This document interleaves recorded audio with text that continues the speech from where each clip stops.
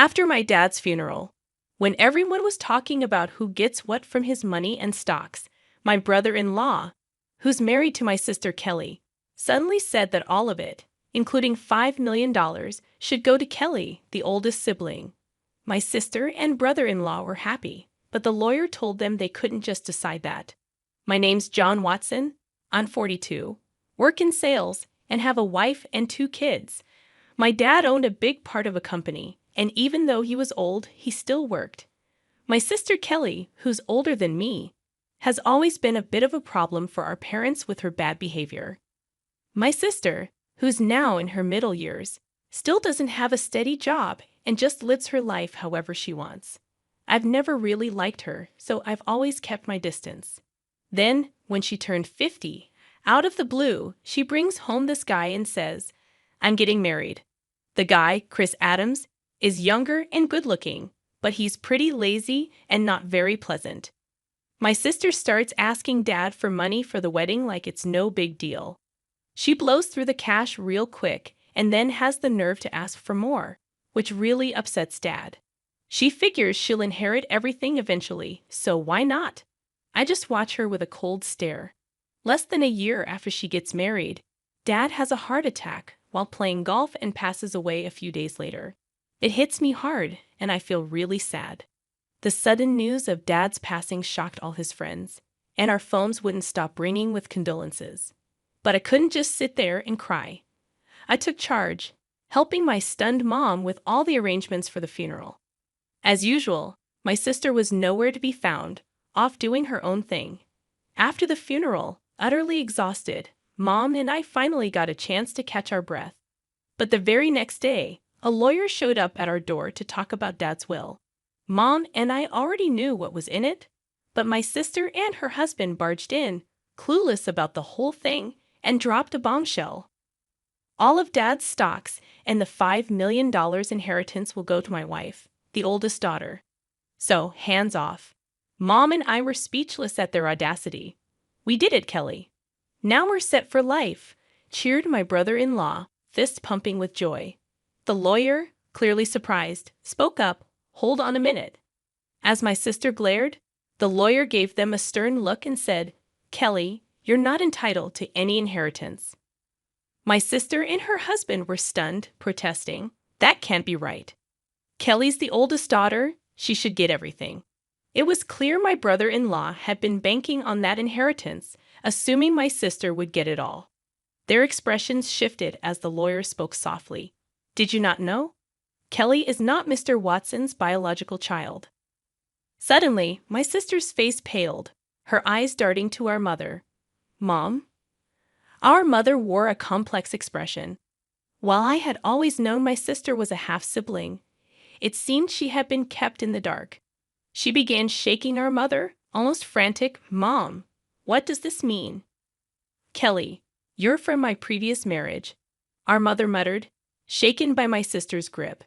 My sister, who had often teased me about being the favorite child, now wore a stunned expression. "But if she was legally adopted, she should still have inheritance rights," my brother-in-law interjected, his voice rising. "Isn't that so, Kelly?"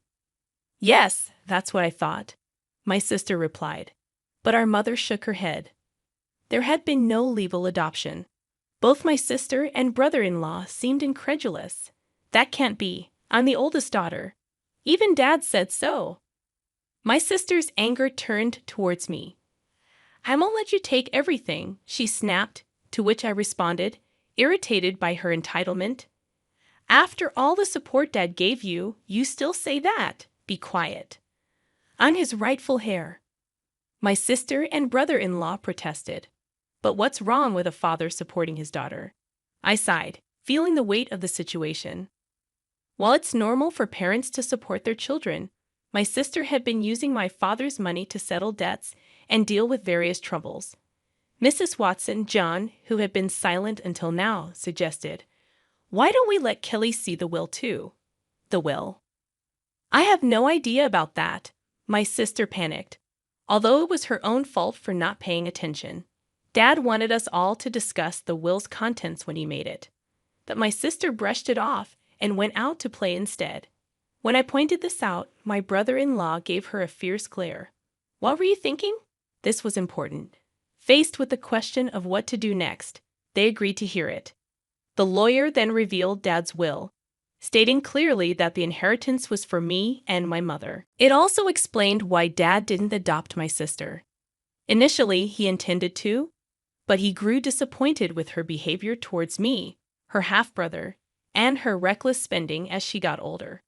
So, I actually have no inheritance rights. Realizing this, my sister was stunned. Damn it! What now? Suddenly, my brother-in-law raised his voice, accusing, "You lied to me. You said you had money." His demeanor turned aggressive, leaving my mother and sister shocked. But I wasn't surprised. My brother-in-law had often shown his greed. Perhaps he even married my sister for her money. "Kelly, don't come back until you've got some money," he commanded. "Wait, Chris? What do you mean? I thought I was going to be wealthy. What a letdown." Roughly pushing past my sister, my brother-in-law stormed out of the room. Left behind, my sister glared at us, her face red with anger, and cried out to our flustered mother, "Mom, why didn't you have me adopted? It's not fair that only you get the inheritance. I should have gotten something too. But you didn't handle it right. This is awful, Mom," she sobbed, making a scene. I was taken aback by her outburst, but the lawyer seemed unfazed, perhaps accustomed to such drama. "Why does he get everything?" "Because I'm Dad's son," I responded, and my sister's eyes filled with anger as she lunged at me, shouting, "You! It would have been better if you were never born." I thought to myself that even if I hadn't existed, Dad would likely have made the same decision given my sister's character. Before I could say anything, the lawyer calmly intervened. "Kelly, if you continue like this, it will involve the police," making my sister flinch, possibly recalling her past shoplifting incidents. "Kelly," our mother called out, tears in her eyes. 6 months had passed, and the inheritance proceedings went smoothly without any hiccups. Though my sister and brother-in-law grumbled for a bit, the lawyer's efficient management left them with no room to meddle. My mother gave my sister some money, but I refrained from commenting on it. What bothered me most was their sudden disappearance with the funds, displaying their blatant gold-digging behavior, which left a sour taste in the mouths of our relatives who were aware of the situation. One day, I took my mother, wife, and daughter out for a meal. Thanks to my wife's suggestion, my mother, who had been somewhat withdrawn since Dad's passing, seemed more cheerful in the company of her adorable granddaughter. "Hey, Mom, why don't you come live with us?" I proposed. "But you know Kelly might drop by sometimes. She only shows up when she needs money, right? Don't be too accommodating with her," my mother hesitated. Her reluctance was understandable, given that my sister is her biological daughter. Plus, if our family moved into the family home, my sister might stir up trouble again. Respecting her concerns, I simply asked her to think it over as I drove towards the family home to drop her off. As we pulled up, we noticed lights on in the supposedly empty house. It wasn't the time for the helper to be there, so maybe my sister had returned. With that in mind, I parked the car in the garage. "Let's pop in for a quick coffee," I suggested. As we stepped out of the car and headed towards the entrance, a car suddenly swerved towards us, narrowly missing us. Reacting to my daughter's cry, I instinctively shielded my wife. Ouch! Thankfully, the car only grazed me, but I was thrown into a nearby flower bed, taking a hard knock. The car came to a halt after hitting the garage entrance. "Are you all right, honey?" My wife and daughter rushed over to help me up, while my mother stood trembling at the entrance, understandably shaken. Panic ensued. I was rushed to the hospital by ambulance and had to stay overnight. Later, I learned that the driver was Chris Adams, my brother-in-law. He claimed to the police that he mistook the accelerator for the brake, but I doubted his explanation. When my mother and sister visited me in the hospital, my sister looked at me coldly and remarked, "You're surprisingly resilient, aren't you?" I couldn't help but think that if I had been seriously injured, my mother would have inherited everything. "Too bad for you," I said with a smirk. My sister visibly tensed. "You were counting on it, weren't you?" I noticed her discomfort as she looked away. Well, Mom told me she plans to waive her inheritance from me, so causing such an accident was pointless. My sister seemed taken aback by this revelation. It appeared incomprehensible to her that someone would refuse what they could inherit. I have a wife and kids, so Mom asked me to pass it on to them. That's what parents do. But, my sister stuttered. I even made a will early on, following Dad's example. I continued, leaving my sister speechless. So unfortunately, my share won't be going to Mom anymore. My sister trembled and shook as she stared at me. Can't you at least give me some? There's $5 million, right? When I firmly refused, my sister's face contorted into a furious expression as she grabbed my collar. Give me half. I'm your sister. I regarded her with pity as she continued to scream in an unsettling tone, perhaps driven to madness by the prospect of the inheritance. Don't you realize that your greediness would disappoint, Dad? My sister's face flushed with anger as she reached for my throat. Kelly, what are you doing? My mother returned, her voice raised, as nurses arrived to escort my sister out. Although my mother seemed inclined to defend my sister, it was clear that my sister had directed insults towards her too. Where did I go wrong in raising her? It was heartbreaking to hear my mother say this with sadness in her voice. Shortly after, my mother fell ill. As her condition worsened, my wife and I stepped in to assist with transportation and household tasks at the family home. This seemed to upset my sister, likely because she had encountered my wife during her visits to ask for money or had heard about our help from our mother. One day, my sister called me abruptly. From now on, we'll take care of Mom. You two don't need to come, she declared. What's this all about? I tried to reason with her, but my sister didn't listen and hung up, claiming it was already decided. I confirmed with my wife, who had received the same message and been dismissed. Concerned about my sister's lack of experience in caregiving or household duties, I quickly reached out to my mother. Surprisingly, my brother-in-law had some caregiving experience. At that point, my mother was still quite independent, so it seemed manageable for the time being. I felt a bit relieved. However, within a month, my mother was rushed to the hospital by ambulance due to a medication dosage error. She appeared alarmingly frail when we arrived. The doctor was puzzled. My mother had never made such a mistake before. While my wife stayed with her, I went back to the family home, which was in disarray. The fridge was empty, despite my mother's love for cooking, and it seemed the hired help had been canceled without discussion. I felt ashamed for even considering trusting my sister and was furious. A significant amount of money had been withdrawn from my mother's bank account, even though her bank card and PIN were secured in the safe.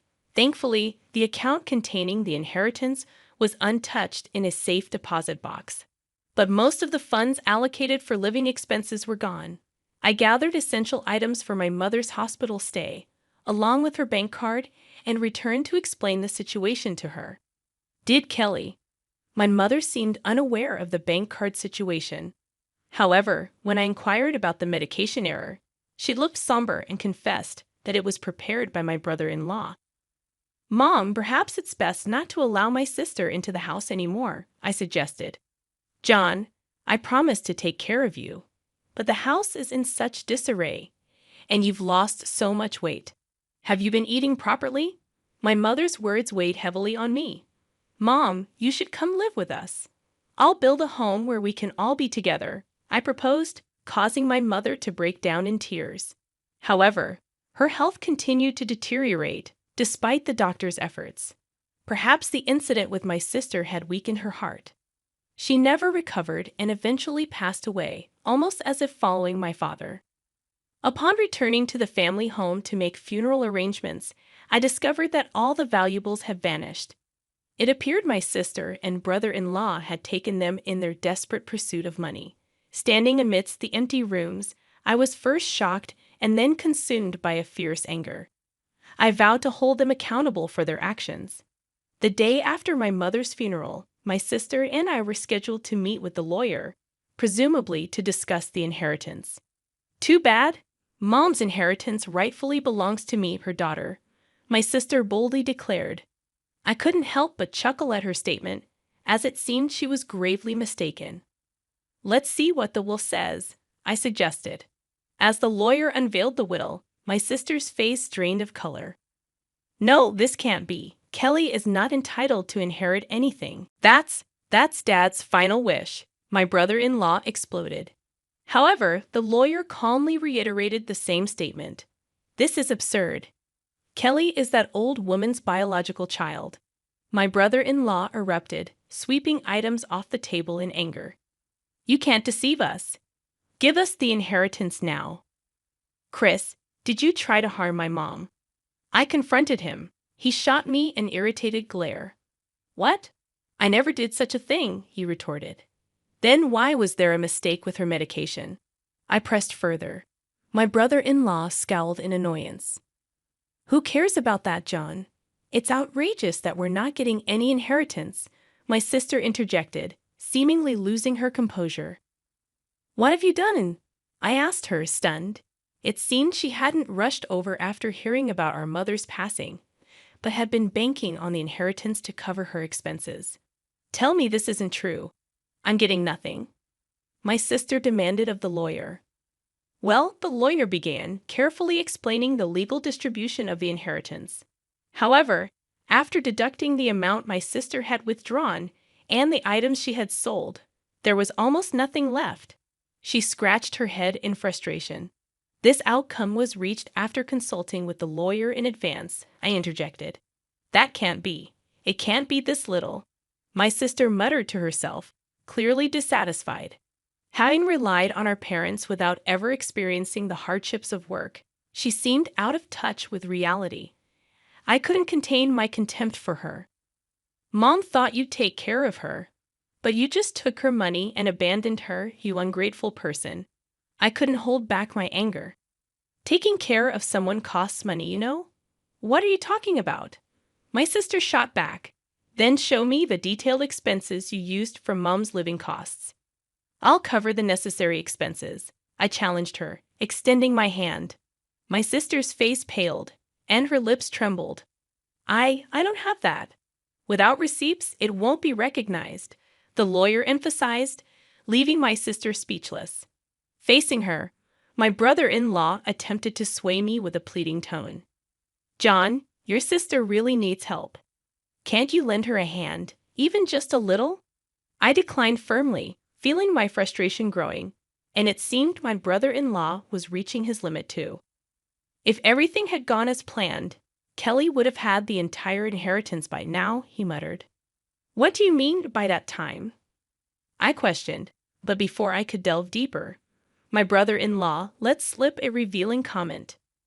Because of this guy, nothing ever goes smoothly. I was supposed to get a new car, but all I got was barely enough for repairs.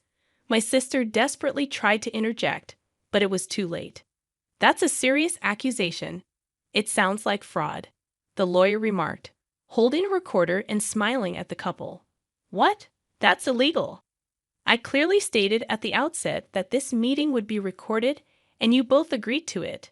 My brother-in-law paled upon realizing his mistake. Turning to him, I declared, Chris, I'll be pressing charges for that accident. Don't be absurd. There's no evidence. You've just provided the evidence yourself. My sister burst into tears and shook my brother-in-law in frustration. You fool, it's all your fault.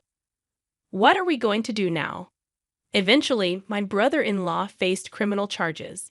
His previous offenses also came to light, leading to his detention by the police. My sister, implicated as an accomplice, received a lesser sentence. However, unable to afford her rent, she sought help from relatives but was rejected by everyone. As for me, I continued to work diligently without relying on any inheritance, finding solace in the dividends from stocks as a small pleasure.